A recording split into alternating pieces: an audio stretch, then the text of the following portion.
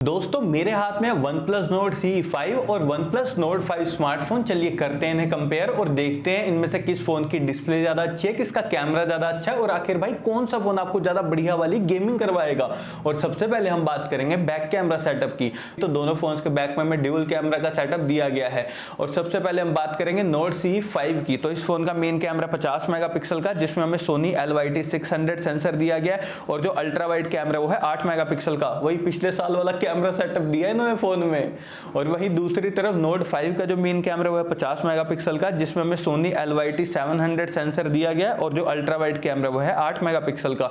दोस्तों भी आप स्क्रीन के ऊपर OnePlus Nord CE5 के कैमरा सैंपल्स देख रहे हैं कि यहाँ पर इसके मेन कैमरा ने डिटेलिंग को कितनी बढ़िया तरीके से कैप्चर करा है। भाई मुझे इसके पोर्ट्रेट शॉट भी काफी अच्छे देखने को मिले हैं और साथ ही दोस्तों इसने स्किन टोन्स को भी काफी बढ़िया तरीके से मैनेज किया है। लेकिन वहीं दूसरी तरफ यार, अगर आपको सही में बढ़िया कैमरा सेटअप वाला फोन चाहिए ना, मतलब एकदम ऑप्टिमाइज्ड कैमरा सेटअप, तब आप यहाँ पर Nord 5 की तरफ जाइए, क्योंकि इसका जो मेन कैमरा ना 50 मेगापिक्सल का, भाई उसमें हमें Sony LYT700 सेंसर दिया गया है। भाई सच में एकदम नेचुरल डिटेलिंग में आपकी फोटोज क्लिक कर देगा। कैमरा सैंपल्स में आपको कोई भी ओवर शार्पनेस या फिर ओवर सैचुरेशन देखने को भाई नहीं मिलेगी। तो ओवरऑल दोस्तों मैं कह सकता हूँ, अगर आपको बढ़िया कैमरा सेटअप वाला फोन चाहिए डेफिनेटली Nord 5 की तरफ ही जरूर से जाइए। लेकिन कॉस्ट कटिंग तो उन्होंने यहाँ पर भी कर दी यार। ये टेलीफोटो कैमरा दे सकते थे भाई हमें Nord 5 के अंदर, नहीं दिया, कॉस्ट कटिंग करी है दोस्तों, इस बात का भी ध्यान रखना आप। और मैक्सिमम वीडियो रिकॉर्डिंग की अगर मैं बात करूं तो दोनों फोन्स के बैक कैमरा से आप मैक्सिमम 4K तक वीडियो रिकॉर्डिंग 60 FPS पर कर सकते हैं, जो कि काफी अच्छी बात है।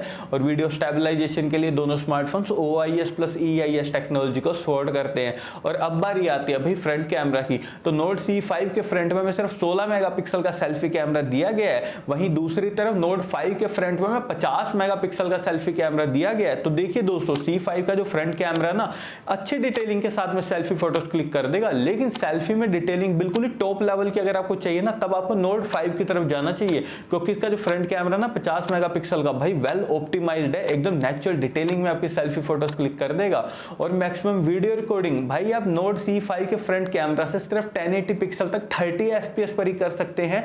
वहीं दूसरी तरफ Nord 5 के फ्रंट कैमरा से भी आप मैक्सिमम 4K तक वीडियो रिकॉर्डिंग 60 FPS पर कर सकते हैं, जो कि काफी अच्छी बात है। और अगर मैं बात करूं चिपसेट की, जो कि इस पूरे कंपैरिजन का सबसे मेन पार्ट है, क्योंकि दोस्तों Nord CE5 के अंदर हमें Dimensity 8350 Apex चिपसेट दिया गया, जो कि 4 नैनोमीटर टेक्नोलॉजी पर बेस्ड है। काफी लोग कंफ्यूज हो रहे होंगे यार कि Dimensity 8350 तो सुना था, अभी 8350 Apex क्या है? सेम ही है दोस्तों, बस Apex है, नाम के लिए जोड़ दिए इन्होंने, ये OnePlus वाले झोल कर रहे हैं ये।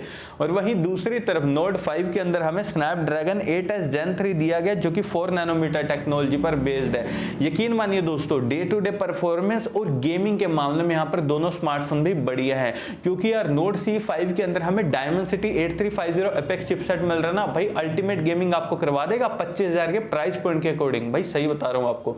लेकिन वहीं दूसरी तरफ दोस्तों, अगर आप सोच रहे हो कि Nord 5 में हमें Snapdragon 8s Gen 3 मिल रहा है और भी बढ़िया गेमिंग करवा देगा, तो रियलिटी बता रहा हूँ दोस्तों, फोन तो बेशक ही 33,000 रुपए का है, लेकिन गेमिंग Nord CE5 से थोड़ी सी ही और बढ़िया करवाएगा, बिल्कुल हाइयर नहीं करवाएगा, ध्यान रखना इस बात का।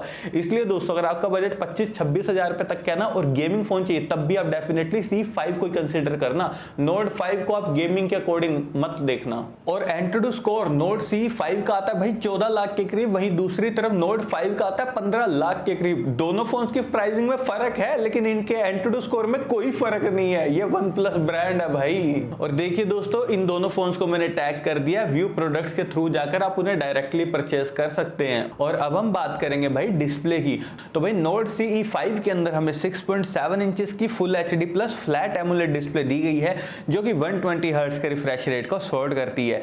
वहीं दूसरी तरफ Nord 5 के अंदर हमें 6.83 इंचेस की 1.5 के रेजोल्यूशन वाली फ्लैट एमोलेड डिस्प्ले दी गई है, जो कि 144 हर्ट्ज के हाई रिफ्रेश रेट को सपोर्ट करती है। तो देखिए दोस्तों, डिस्प्ले तो यहाँ पर भाई कंटेंट वॉचिंग के हिसाब से ना Nord CE5 की एकदम बढ़िया वाली है, लेकिन अगर कंटेंट वॉचिंग बिल्कुल ही टॉप लेवल की अगर आपको करनी है ना, तब आप यहाँ पर Nord 5 की तरफ जाइए, क्योंकि इस फोन के अंदर हमें 1.5 के रेजोल्यूशन वाली डिस्प्ले मिल रही है। तो भाई बढ़िया कंटेंट वॉचिंग आप Nord 5 के साथ में कर पाएंगे दोस्तों, ध्यान रखिएगा। और हाईयर रिफ्रेश रेट भी अगर आपको चाहिए ना फोन में 144 हर्ट्ज का, तब भी आपको Nord 5 की तरफ ही जरूर से जाना चाहिए। और IP रेटिंग की अगर मैं बात करूं तो दोस्तों, दोनों फोन्स यहाँ पर IP65 रेटिंग के साथ में आते हैं। दोस्तों हैरानी की बात है यार कि ये दोनों फोन्स 30,000 रुपए के प्राइस पॉइंट पे आ रहे हैं, लेकिन भाई साहब IP65 रेटिंग ये कैसे दे सकते हैं, मुझे समझ में नहीं आ रहा। क्योंकि दूसरी कंपनियां 20-20 हजार के फोन में भी हमें IP69 रेटिंग दे रही हैं, इन्होंने दी नहीं। और मजे की बात बताता हूं दोस्तों, OnePlus 13S जो कि 55,000 रुपए का फोन है, उसमें भी इन्होंने हमें IP65 ही रेटिंग दी है। अब लगता है कल को कोई 5 लाख रुपए वाला फोन निकालेंगे ना, उसी में डालेंगे IP69 रेटिंग। इतनी हाईयर चीज बना दी है इन्होंने तो, पैसा बर्बाद। और ऑपरेटिंग सिस्टम की अगर मैं बात करूं तो दोनों phones out of the box Android 15 के साथ में आते हैं, जो कि ऑक्सीजन OS 15 पर बेस्ड है। तो देखिए दोस्तों, लेटेस्ट ऑपरेटिंग सिस्टम और UI के मामले में तो यहाँ पर भाई दोनों स्मार्टफोन बढ़िया हैं। बैटरी डिपार्टमेंट की अगर मैं बात करूं तो Note CE5 यहाँ पर 7100 mAh बैटरी के साथ में आता है। वहीं दूसरी तरफ Note 5 के अंदर हमें 6800 mAh बैटरी दी गई है। और साथ ही दोस्तों दोनों फोन यहाँ पर 80 वोट की फास्ट चार्जिंग को सपोर्ट करते हैं। तो देखिए दोस्तों, अगर आपको बड़ी बैटरी चाहिए फोन में, तब आपको यहाँ पर डेफिनेटली Note CE5 की तरफ भाई जरूर से जाना चाहिए। और नेटवर्क कनेक्टिविटी की अगर मैं बात करूं तो दोनों फोन्स ट्रूली 5G कनेक्टिविटी के साथ में आते हैं। 3.5 mm जैक हमें दोनों फोन्स में किसी में भी नहीं दिया गया। और दोस्तों स्पीकर CE5 सिर्फ सिंगल स्पीकर के साथ में आता है। हाँ दोस्तों, सिर्फ सिंगल स्पीकर। वहीं दूसरी तरफ Note 5 के अंदर हमें डुअल स्टीरियो स्पीकर्स दिए गए हैं।